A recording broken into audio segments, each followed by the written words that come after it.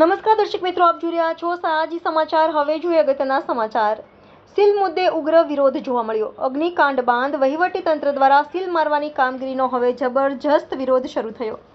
Tuition classes, hotel સંચાલકો અને youth Congress દ્વારા આજે કોર્પોરેશન ખાતે વિરોધ નોંધાવ્યો। રાજકોટમાં અગ્નિકાંડની ઘટના થયા બાદ વહીવટી તંત્ર દ્વારા જે પણ એનઓસી અને બીઓસી વગરના હોટલો, હોસ્પિટલો, gym, game zone, tuition classes વગેરેને સીલ મારવાની પ્રક્રિયા હાથ ધરી હતી, જેના કારણે અનેક લોકોના રોજીરોટી ઉપર મોટો પ્રશ્ન ઊભો થઈ ગયો છે। કોર્પોરેશન દ્વારા ઝડપથી સીલ ખોલે તેના માટે માંગણીઓ કરવામાં આવી રહી છે।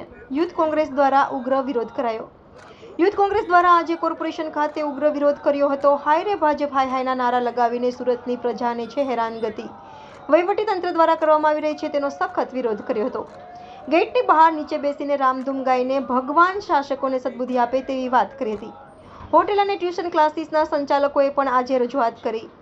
કોર્પોરેશન ખાતે શહેરના ટ્યુશન ક્લાસીસ સંચાલકો મોટી સંખ્યામાં એકત્રિત થયા હતા, તેમજ હોટેલ સંચાલકો પણ રજૂઆત કરવા માટે પહોંચ્યા હતા। અધિકારીઓ સાથે થયેલી વાતચીત મુજબ અધિકારીઓએ સ્પષ્ટ શબ્દમાં કહ્યું હતું કે ટ્યુશન ક્લાસીસમાં ઝડપથી એનઓસીની પ્રક્રિયા પૂર્ણ કરવામાં આવે અને સર્ટિફિકેટની પણ પ્રક્રિયા પૂર્ણ કરવામાં આવશે। ત્યારબાદ જ ટ્યુશન ક્લાસીસ અને સીલ માર્યા છે તે ખોલવામાં આવશે। ટેમ્પરરી સ્ટ્રક્ચરમાં ચાલતી હોટલોને સીલ ન ખોલવા માટેની સ્પષ્ટ વાત કરી દેવામાં આવી છે। ટેમ્પરરી સ્ટ્રક્ચરમાં હોટલો શરૂ કરી દેવામાં આવ્યા નહીં એ પ્રકારની વાત કહેવામાં આવ્યા હોવાનું જાણવા મળ્યું છે। સાજી સમાચાર, સુરત। आपका नाम? मेहुल देसाई, सूरत शहर युवक कांग्रेस प्रमुख। इस तरह आपने आवेदन पत्र दिया और क्या है? ये आवेदन पत्र सूरत शहर युवक कांग्रेस की आगेवानी में किया हुआ है और ये आवेदन पत्र से हम म्युनिसिपल कमिश्नर को एक बात करना चाहते हैं कि आज छोटे से छोटे व्यापारी जो दुकानदार है उनको भाजपा की फायर ब्रिगेड की टीम द्वारा जो परेशान किया जा रहा है, उनको कोई टाइम, कोई मोहलत नहीं दी गई है। उसके अलावा सीधा ही उनके जाके उनकी दुकानें बंद कर दी है, उनका धंधा बंद कर दिया है, उनका रोजगार छीना है। तो भगवान उनको सद्बुद्धि दे, आने वाले समय में जल्द से जल्द इन लोगों को थोड़ा टाइम दे, वो फायर सिस्टम का पूरा सेट करवा दे। उसके बाद ये फायर ब्रिगेड का टीम लग जाएगा, उसके बाद वो सील कर सकते हैं, लेकिन तब सील कर सकते हैं पहले लोगों को टाइम दिया जाए। उसके बाद ये यूथ कांग्रेस गरीब की दुकानें बंद हो गई है, आज क्या आगे सील मारवा आप किस तरह आगे आज सूरत युवक कांग्रेस एक शांति से आवेदन पत्र देने के लिए आया है। आने वाले समय में पूरे गुजरात के अंदर हर युवा रास्ते पे आएंगे, उन गरीबों का आवाज लेकर निकलेंगे और गांधीनगर तक हम इसका विरोध करेंगे।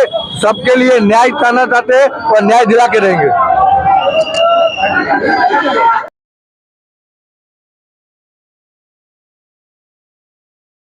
મારું નામ દુફેલ અયુબ પટેલ છે। સુરત યુથ કોંગ્રેસનો કાર્યકર્તા છું।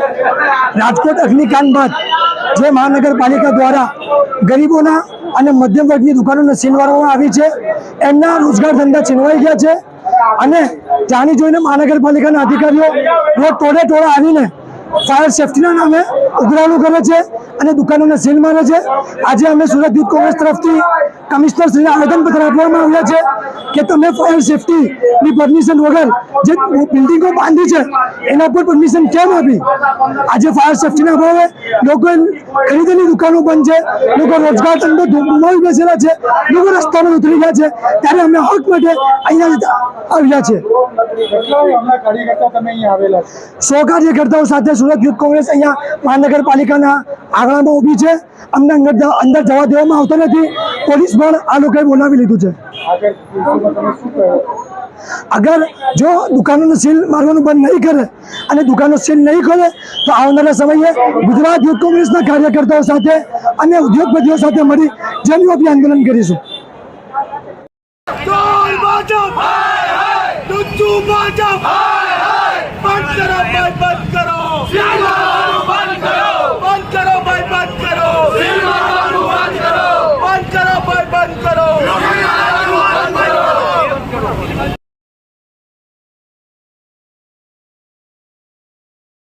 सबसे पहले सूरत के आप सभी पत्रकार साथियों का मैं हृदय से बहुत आभार प्रकट करना चाहता हूं कि आपने ये पूरी कार्यकारिणी को पूरे दुनिया के सामने, नौजवानों के सामने पूरी कार्यकारिणी को जिस प्रकार से सहयोग किया, कवरेज करते हुए हमारे प्रत्येक मुद्दा को आपने मीडिया के माध्यम से, अपने माध्यम से जनमानस को बताने का प्रयास किया, इसलिए मैं सबसे पहले आप सभी का आभार प्रदर्शन करना चाहता हूँ।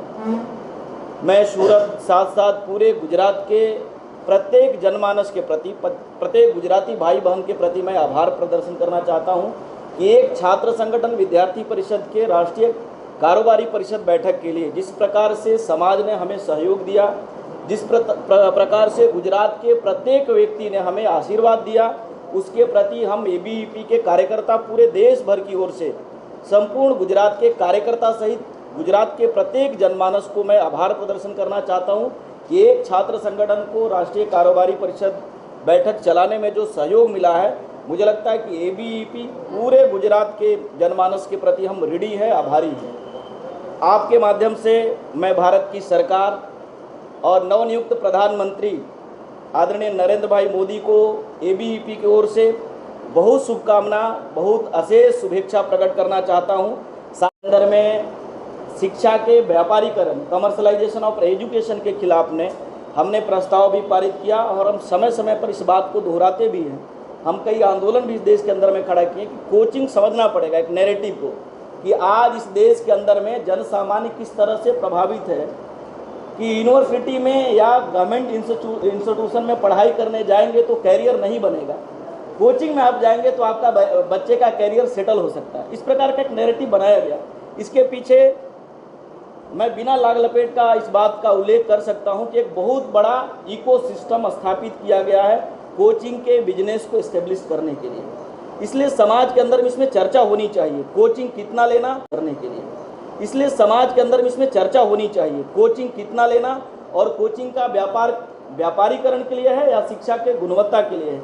इसलिए ABVP कमर्शलाइजेशन के ऊपर बात रखी है। और आज जिस प्रकार से कोटा की घटनाएं, जिस प्रकार से बड़ी संख्या में स्टूडेंट दबाव में आकर के, कोचिंग के प्रभाव में आकर के सुसाइड की घटनाएं बढ़ी है, चिंताजनक है। इसलिए कोचिंग संचालकों को भी विचार करना पड़ेगा कि आज आपके बारे में भी समाज के अंदर में धारणाएं ठीक नहीं बन रही है। इसलिए कोचिंग संस्थानों ने भी शिक्षा यदि सेवा है तो सेवा करने के बारे में सोचना चाहिए। गुजरात में एक हर्षो उल्लासनो माहौल હતો કે વિદ્યાર્થી પરિષદની આવડી મોટી રાષ્ટ્રીય કારોબારી બેઠક 6, 7, 8, 9 જૂનના રોજ આપણા સુરત ખાતે ડાયમંડ સિટી જેને કહેવામાં આવે છે તો એવી જગ્યામાં આયોજન કરવામાં આવ્યું। તો જ્યારે આ બેઠક અહીંયા શરૂઆત કરવાની હતી ત્યારે ABVPના ગુજરાત પ્રદેશના કાર્યકર્તાઓની બેઠક થઈ અને વિચાર્યું કે આપણે દેશભરની જે છાત્ર શક્તિ અહીંયા આવી રહી છે તો એના માટે થઈને એ સારો વિચાર લઈને જઈ શકે, કંઈક સારું શીખીને જઈ શકે, તો એના માટે થઈને આપણે શું કરી શકીએ એમ છીએ। તો ત્યારે વિદ્યાર્થીઓમાંથી ઘણા બધા નવા એવા આઈડિયાઝ સામે આવ્યા કે સૌથી પહેલો આઈડિયા હતો કે આપણે 0% પ્લાસ્ટિક વેસ્ટ, આપણે કોઈ પણ વસ્તુની અંદર પ્લાસ્ટિકનો ઉપયોગ નહીં કરીએ અને પ્લાસ્ટિક ફ્રી NEC આખી બનાવવામાં આવી। એ પછી છે 0% ફૂડ વેસ્ટ, કે આપણે લોકો જોતા હોઈએ છીએ કે અત્યારે કેટલો બધો ફૂડનો વેસ્ટ જતો હોય છે કોઈ પણ કાર્યક્રમોની અંદર, પણ આવડો મોટો જ્યારે કાર્યક્રમનું આયોજન થયું ત્યારે 0% ફૂડ વેસ્ટ એ વિદ્યાર્થી પરિષદે અપનાવ્યું અને એને સાર્થક કર્યું। અને આ સાર્થકતાનું પરિણામ એ છે કે સુરત મ્યુનિસિપલ કોર્પોરેશન દ્વારા ગઈકાલે વિદ્યાર્થી પરિષદને સ્વચ્છતા અને 0% ફૂડ વેસ્ટ અને પર્યાવરણ લક્ષી કાર્ય કરવા માટે થઈને એક સર્ટિફિકેટ પણ પ્રદાન કરવામાં આવ્યું છે। આ સાથે સાથે આપણે ઇથિકલ પેપરનો યુઝ કર્યો છે અને પેપરલેસ NEC બનાવવા માટે એક એપ્લિકેશન બનાવી છે કે એપ્લિકેશનની અંદર આપણે સંપૂર્ણ ડેટાને સમાવેશ કરી અને પ્લાસ્ટિક અને પેપરનો યુઝ ના કરીને આ NECને આપણે સંપૂર્ણ કરવામાં અને સાર્થક કરવામાં અને વિદ્યાર્થીઓને એક નવો વિચાર આપવામાં આપણે સાર્થક બન્યા છીએ।